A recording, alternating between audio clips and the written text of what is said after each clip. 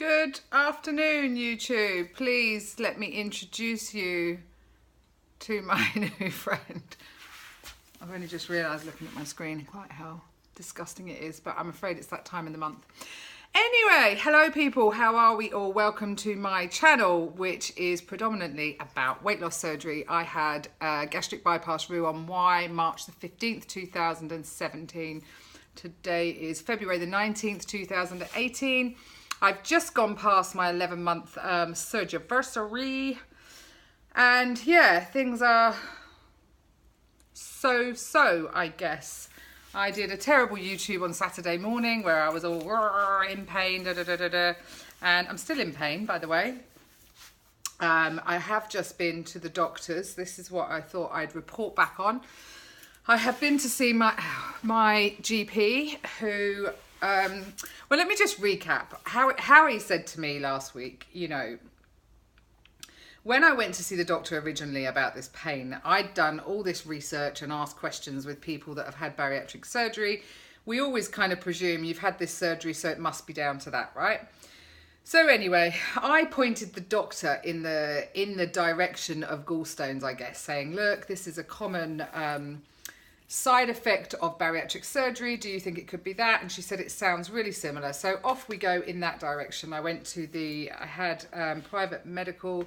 So I got in within a few days to have an ultrasound, which revealed nothing. So the pain is still there. The pain is still stopping me from doing a lot of stuff. In fact, yesterday I had a day of doing absolutely zero, and the pain was better. It was still there, but it was better, which tells me that the pain is aggravated with movement. So anyway, ultrasound all clear, no gallstones in my gallbladder. That is a bonus. That is a big relief and a weight off my mind. But what's this pain? And so anyway, I've been to the doctors myself this morning, seen my doctor, Dr. Almond, who actually thought, she read the screen and she thought I was there about my blood sugars. And I said, oh, no, I'm not. I haven't had my mixed meal test yet. Let's push that one aside. I can't think about that at the moment. I have this pain in my side. I said, do you have there the report from the person who scanned me last week? Oh, yes, I do. No findings of any gallstones, and your gallbladder wall looked thin and blah, blah, blah. Yep, fine.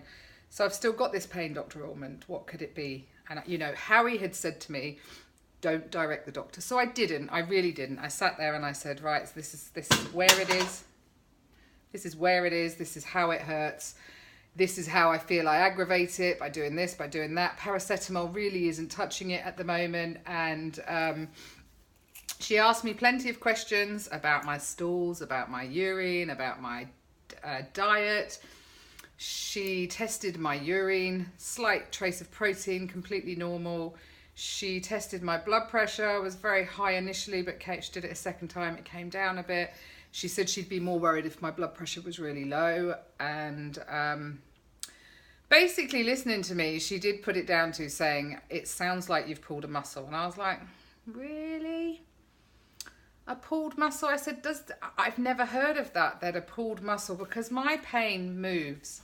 So like I've just leant back now, it's hurting in the back behind my ribs. But if I'm to sit forward, the pain will actually move. I don't know. She explained that all these muscles knit together and blah, blah, blah. I also said then, so after 9 days of no exercise, would that muscle not have healed itself? And she said, not necessarily. That sometimes we need to move those muscles to actually get them to heal. Okay. I then said, wouldn't you have done something to have pulled a muscle? And she said, supposedly. And I'm like, okay. Maybe I pulled a muscle in my sleep, but I've been moving this body around for 46 years and never pulled a muscle in my sleep. But okay, you know, I'll go with it, because what else can I do? I'm not a doctor. I don't have any medical knowledge at all. So I let her do all of that. She said, I'm going to prescribe you some codeine, which she did. And she basically will let me self-medicate. I can take 1, 2 or 3 pills depending on how I feel. Yay! Can't wait for the constipation, guys. So I'm prepared to give that a shot. She said, get back to your walking. So I'm like, really? Even if I'm in pain? Okay, yeah, I will. I will. I will and I won't. But after she'd done all of that, I then said to her, the person who scanned me told me that I should really get back and see my bariatric surgeon. I said, now, I did go back and speak to the secretary of Dr. Ramus, and she said I could have an appointment with him. It would cost me £150 privately, or I could do this choose to book, I think it's called. And she sort of said, oh, I said, there's a lot more that could go wrong post-bariatric surgery. There's hernias, there's all sorts of, and she went, okay. I said, so I would appreciate if you could push me down the NHS path. I don't particularly want to pay another £150 when I've already paid thousands, and I feel they've washed their hands of me anyway. So she said, no, that's absolutely fine. So she dictated a letter there and then to Dr. Ramus, everything that we just discussed, and that she would like him to check me over. Now, that isn't going to happen quickly because I'm not going through private, although Howie then says to me that once I get the referral through, I could perhaps go private through Bupa. But anyway, the long and the short of it is she has put it down to a pulled muscle. And if this is a pulled muscle, I will eat my words, guys. I've pulled muscles in the past, legs, arms, you know, even my stomach muscles when you've had a really bad infection or a chesty cough or something.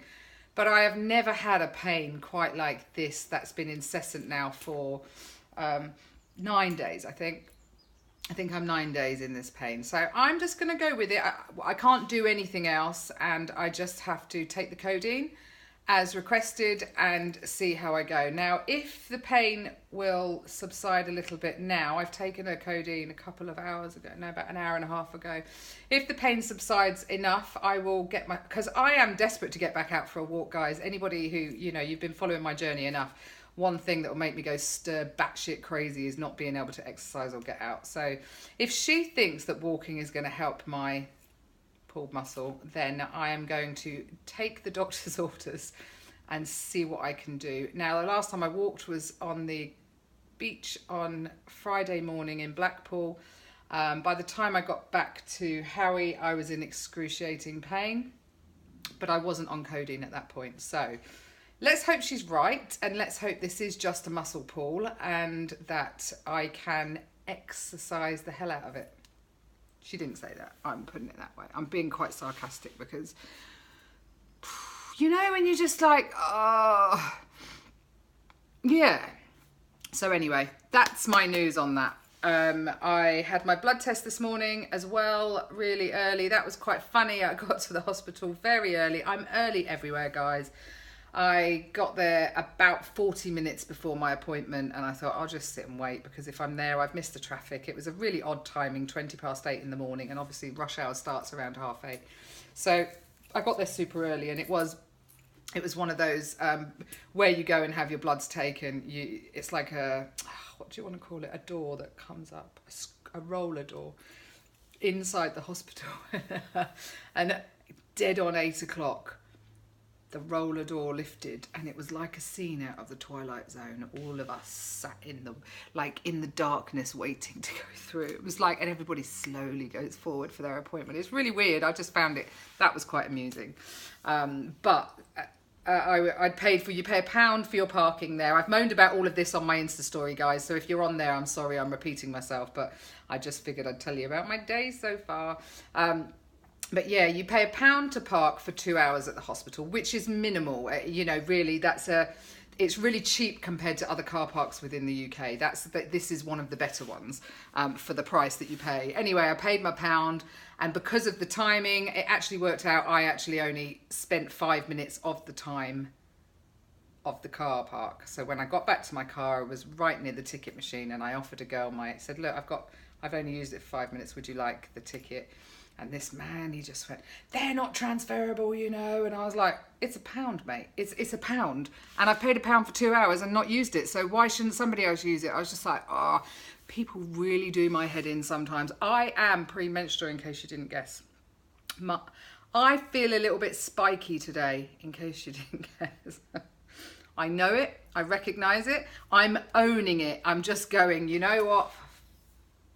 For fuck's sake. On the good news, super good news, I know I'm aware it's already nearly 10 minutes, is that I don't know if I told you, my husband's treating himself to a new car this year. He's going to retire at some point soon. So he's going to treat himself to a retirement car, and it's a pretty snazzy, smart car. Anyway, the long and the short of this is that along with that car comes an experienced driving day around a racetrack. I think it's Silverstone, I can't remember, but anyway, we've been invited by the company of the car to go and test drive the car around the track, and you'll learn all about it, which is great. But that's happening bang smack in the week that we have Tom, my little Chinese boy. And anyway, I phoned them today to say that I had this little blind 14-year-old chap staying with us, and we're both booked onto this driving experience.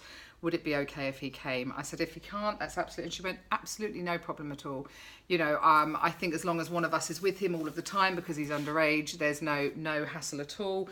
I said, you know, I will happily forego my experience so that Tom gets a drive in a car. Tom, by the way, is the biggest car fanatic ever. His mum and dad, Julie and Steve, have always been massive Grand Prix fans. So, of course, without eyes, all he's got is his hearing. He has listened to these cars, probably can recognise engines. And, you know, whenever we've met him in England and in China, in fact, he wants to know everything about the car, how big it is, the engine, etc., etc.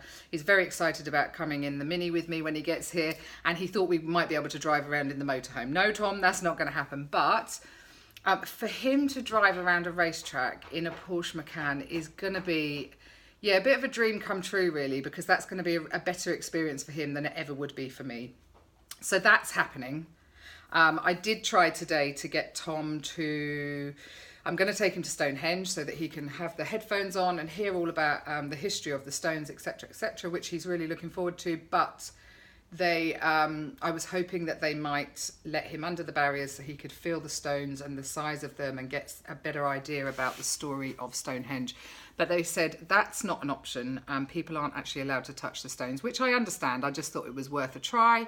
What they did say is, though, I've emailed ahead and they should be able to get some artifacts and items out of the museum for Tom to touch and feel, which is fantastic. So, yeah, I think I've got my week planned now with him, which is really, yeah, super exciting. I just want to make it busy.